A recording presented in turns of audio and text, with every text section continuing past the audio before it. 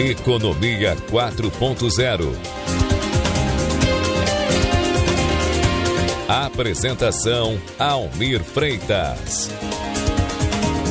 Bom dia, guaibeiros! Estamos começando Economia 4.0 deste sábado, 22 de novembro.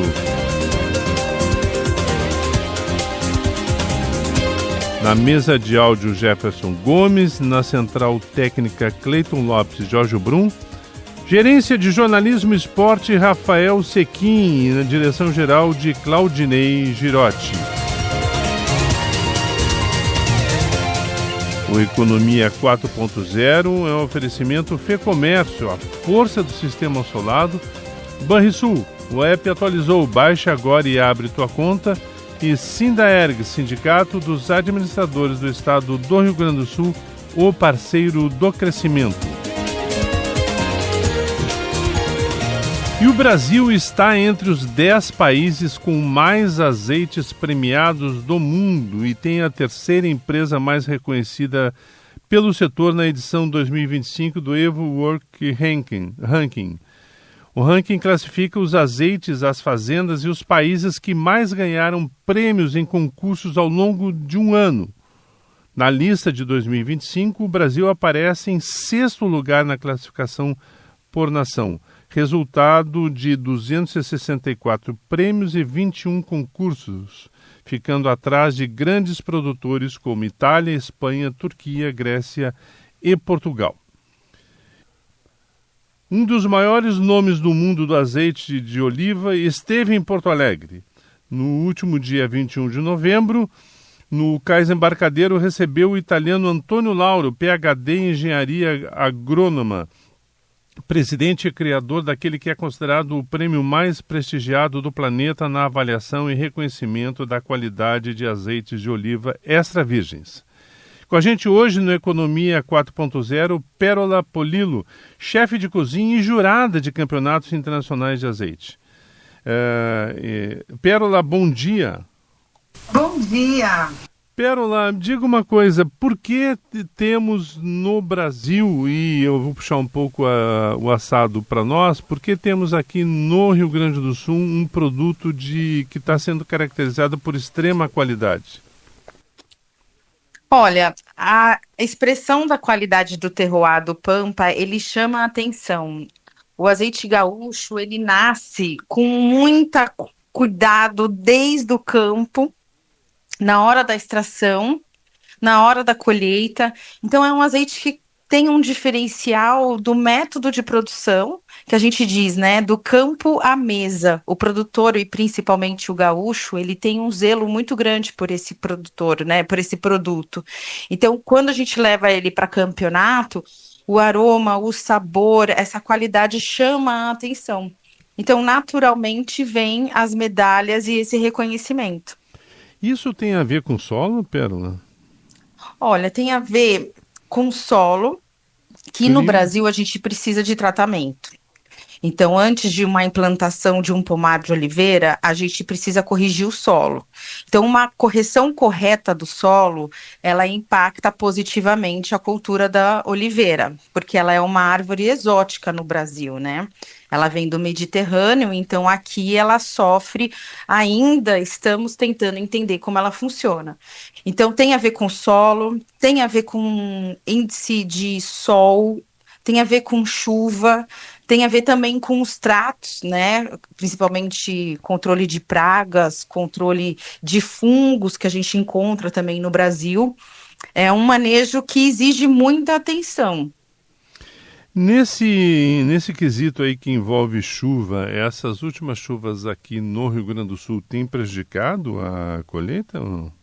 Sim, infelizmente nós tivemos quebra de safra em 2024 e 2025 por conta da chuva, porque principalmente ela acontece na época de floração. Então, quando a gente mais precisa de tempo estável para os pólens, né, se conectarem e gerarem os frutos, chove. Então esse pólen cai.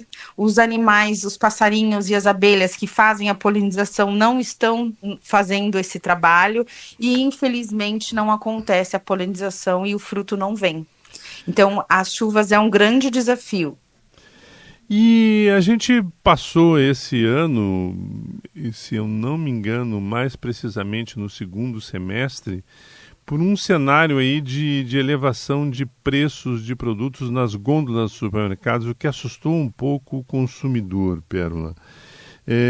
Aqui a gente deveu isso principalmente à queda de produção nas regiões mais produtoras do mundo? Isso, o que aconteceu foi uma crise hídrica na Espanha, que é responsável por 50% da produção mundial. Essa crise refletiu na produção do azeite e, consequentemente, demanda e oferta, né? O azeite subiu muito, mundialmente falando. Essa crise já foi, esse ano, não tão intensa, então a produção voltou ao normal e aí agora tende a baixar. Quem frequenta o mercado já pode estar encontrando azeites novamente num preço mais acessível. E a gente deve considerar o que um preço 30%, 40% mais barato com essa normalização no abastecimento, principalmente do produto importado? Olha, eu acredito que de 25% a 30%. A gente vai conseguir ver, e dependendo da qualidade, né? Lembrando que a gente tem azeite extra virgem, a gente tem azeite virgem, a gente tem azeite tipo único. Então, o mais caro tende a ser o extra virgem. Então, eu acredito que vai abaixar de 30% a 25% o azeite importado, sim. Você tocou, Pérola Polillo, chefe de cozinha e jurada de campeonatos internacionais de azeite, num ponto que me parece crucial para o consumo, né? Que é a qualidade do produto.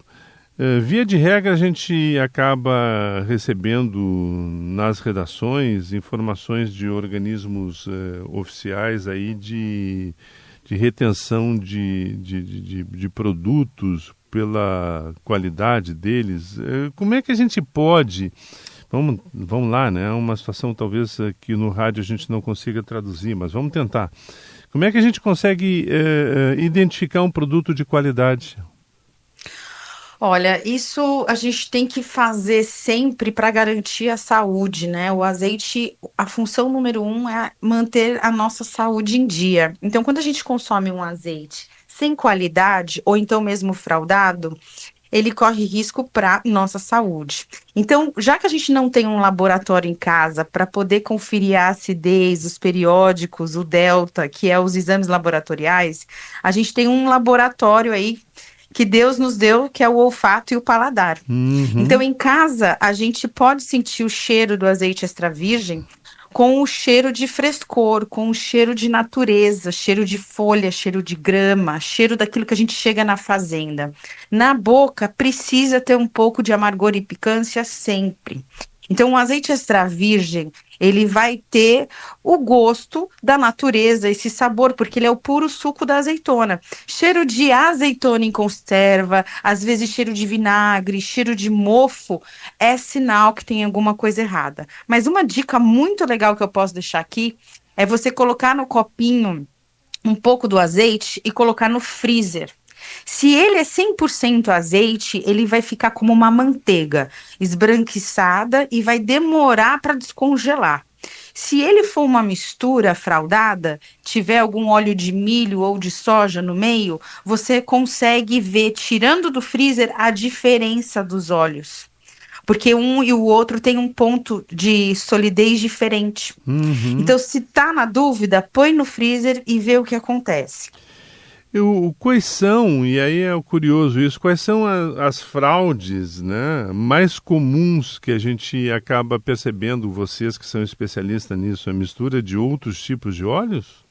Sim, infelizmente isso é até ruim para o nosso mercado, porque as pessoas acabam achando que isso é azeite brasileiro, e isso não é azeite brasileiro. Na sua maioria, ele vem de outros países, como Tunísia, Turquia, Portugal, entra no Brasil a granel. Muitas vezes ele já entra misturado, como recentemente uma notícia do Mapa que pegou, né, no porto, tanques já misturado. Então eles fazem a mistura com óleo de milho, muitas vezes, que é um óleo de uma densidade mais suave, ou ao entrar no país, eles misturam com óleo de soja e invasam como azeite extra virgem. Então, essa mistura são as fraudes mais conhecidas. Lá na Europa, por exemplo, tem a fraude deles falarem que o azeite é da Toscana, é um azeite reconhecido, é um outro tipo de fraude, mas aqui no Brasil é mistura de óleos. Uhum. A gente tem na gôndola de supermercados e de casas especializadas algumas variações e misturas que deixam o azeite com um sabor diferenciado, né? Trufado e etc, etc. Isso não acaba por prejudicar a identificação de uma falsificação? Sim, a comunicação com o consumidor é muito importante, né? E principalmente os nossos hábitos. Então, nós nos acostumamos com o azeite que foi nos apresentado desde a época da colonização, né? Então, o azeite entrou com os portugueses e ali nós nos adaptamos com esse azeite, com esse cheiro de azeitona, com essa textura diferenciada, e ali a gente acabou achando que isso era um azeite extra virgem. Quando o brasileiro começa a fazer azeite premium, de qualidade, com aroma e sabor, muitas pessoas ainda não entendem qual é o azeite de verdade. Sim, né? sim. Ficam voltando, que nem eu tenho uma loja, muita gente vem para mim e fala, eu tenho saudade do azeite da minha avó com cheiro de azeitona. Veja bem, o cheiro de azeitona é um grande defeito no processo de extração. É uma fermentação e as pessoas gostam. E não faz bem para a nossa saúde. É interessante, aquilo que a gente achava que era positivo acaba não sendo. Não, nem um pouco. Inclusive, é um retrato de um mau cuidado no processo.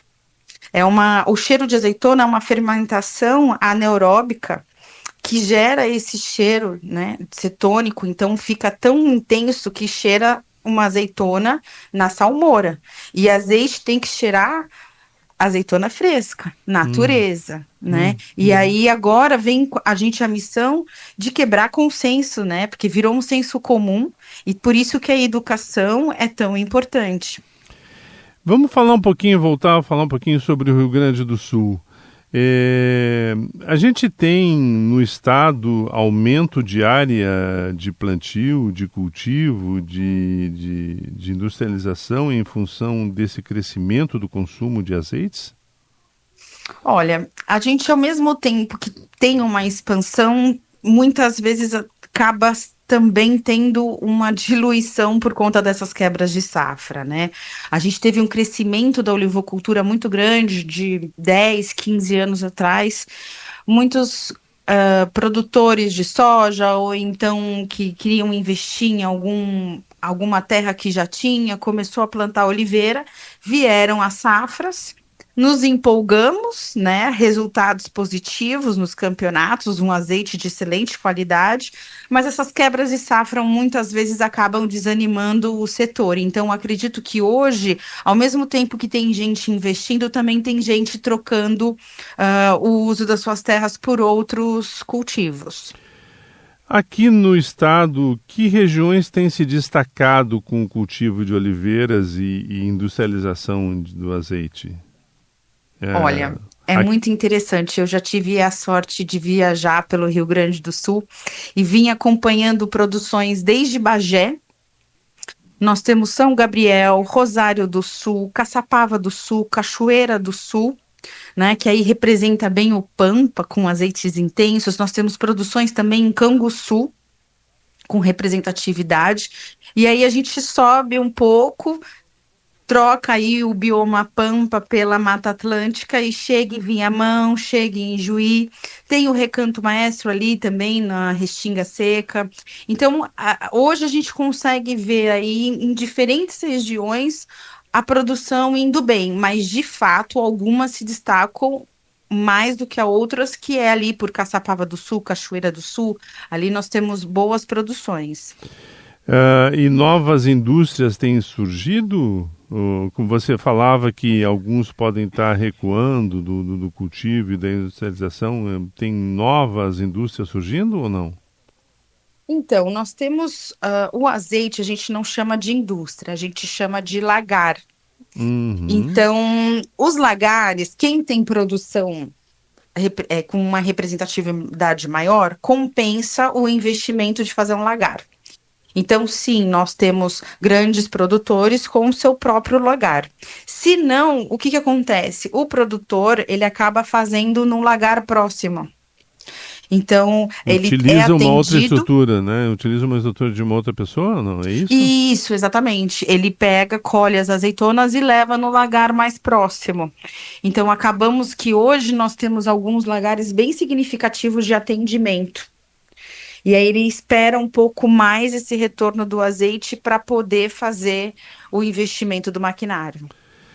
O crescimento do consumo do azeite, o crescimento desse segmento, tem a ver muito com o desempenho da gastronomia brasileira, que passou por um outro patamar, e a gente está falando com uma chefe de cozinha, né? Olha, eu quero acreditar que sim, que tem a ver com gastronomia, mas mais do que gastronomia, são os avanços dos estudos da medicina sobre o poder da nutrição do azeite. Nos últimos anos, a medicina avançou nos estudos com o azeite, principalmente na questão do coração, na questão das doenças neurocerebrais, né? Então, o Alzheimer, ele combate muito bem. Então, quanto mais estudos da medicina, mais consciência a gente tem que o azeite faz bem. E aí, consequentemente, a gente traz para a nossa comida, traz para o nosso dia a dia. E aí, esse produto se torna, de novo, um item que vale a pena ter na nossa mesa, vale a pena ter na nossa dieta. A maioria dos produtores brasileiros hoje, ele sonha em entregar um azeite saudável, um azeite honesto. Interessante isso. Tem muito a ver com a saúde também, né? Sim, muito a ver com a saúde. E considerando, vamos falar um pouquinho sobre o evento que aconteceu nesta sexta-feira no Cais Embarcadero com o italiano Antônio Lauro. Vamos falar um pouquinho sobre o que aconteceu desse evento, a presença dele aqui, qual é a representatividade? Olha, a nossa ideia foi trazer o Antônio Lauro para conhecer aqueles que já participam do seu campeonato. O Antônio Lauro é um grande apoiador do azeite brasileiro, um grande parceiro dos produtores brasileiros, mas como eu sempre digo, o gaúcho às vezes não sai de casa, né? Então, eu tive que trazer o Antônio Lauro para a gente conhecer, fazer essa conexão dos produtores que já participam do campeonato, que já conhecem ele, para terem esse momento de conexão que faz toda a diferença, né? É um network que é muito importante para o Rio Grande do Sul. Hoje o estado tem uma representatividade tanto na produção como na qualidade. Então, a maioria das medalhas, consequentemente, vem do Rio Grande do Sul. Então, foi um momento muito importante, tanto para o Brasil, como também para o campeonato e, claro, para todo o estado, né? O que a gente pode dizer que resultou deste evento com o Antônio Lauro? A tendência que a gente tem é um crescimento da produção, um novo olhar sobre a qualidade do azeite gaúcho produzido por aqui? Isso, a nossa intenção principalmente foi fomentar o campeonato, porque ele é uma ferramenta de impulsionamento para as marcas gaúchas. A partir do momento que o produtor ele envia o azeite dele para o campeonato e essa aproximação para conhecer quem faz o campeonato, quem é o presidente, né, ter esse bate-papo, facilita e fomenta que esse produtor participe do campeonato, ganhe sua medalha. Então, consequentemente, ele vai produzir com qualidade, com cuidado, para que ele possa colher os frutos comercialmente também. Como posicionamento, quando você vai comprar um produto e vê uma medalha, isso te dá uma segurança. Você vê que ali passou por um crivo. É a mesma coisa com um azeite que ganha medalha. Você não pode não conhecer a marca, mas quando você sabe que ele passou por um campeonato e ganhou uma medalha de prata ou uma medalha de ouro, isso te dá uma visibilidade muitas vezes para a mídia, abre portas comercialmente, e aí o azeite gaúcho pode, e acredito muito que deve, sair do estado e ganhar o Brasil todo. Que maravilha isso, que maravilha ouvir. E olhando para frente, qual é a expectativa que você, como chefe de cozinha e jurada de campeonatos internacionais de azeite, tem sobre a produção gaúcha e produção brasileira? O que você está olhando para frente, está dizendo, olha, fiquem de olho no que vem sendo produzido em tal região, que vai ganhar espaço? Olha, então eu já vou dar um spoiler que parece que vem uma super safra por aí. Então, isso significa que nós vamos ter muito azeite, variedades diferentes do que nós já tivemos, porque os pomares estão cheios de azeitona. Então, vem muito azeite fresco, vem muito azeite bom, vem lançamentos de novas marcas.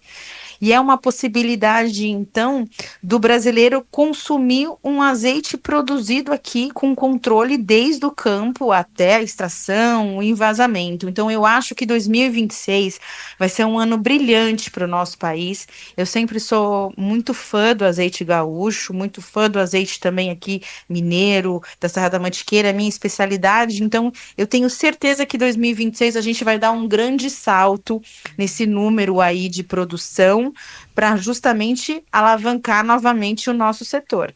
Pois é, falando em mercados, né, falando em produção nacional, a gente aqui no Rio Grande do Sul está concorrendo com que região do país? Olha, não é mais? puxando sardinha para o Rio Grande do Sul, né? Mas a gente, eu falo a gente porque eu me sinto meio gaúcha já. Mas o Rio Grande do Sul ele tem uma grande representatividade. Além da quantidade, o Pampa ele tem uma peculiaridade no seu aroma e no sabor do azeite do Pampa muito especial. Quando a gente degusta um azeite do Rio Grande do Sul e um azeite da Mantiqueira, eu tenho certeza absoluta que a gente tem diferentes nuances aí. Então, dentro do nosso país, a gente consegue ter diferentes azeites para diferentes harmonizações e diferentes usos. E o azeite gaúcho, especificamente, ele tem conquistado o mundo e não é à toa que hoje é uma marca gaúcha, o terceiro mais premiado do mundo, né? Então, realmente, é um destaque muito grande mundial.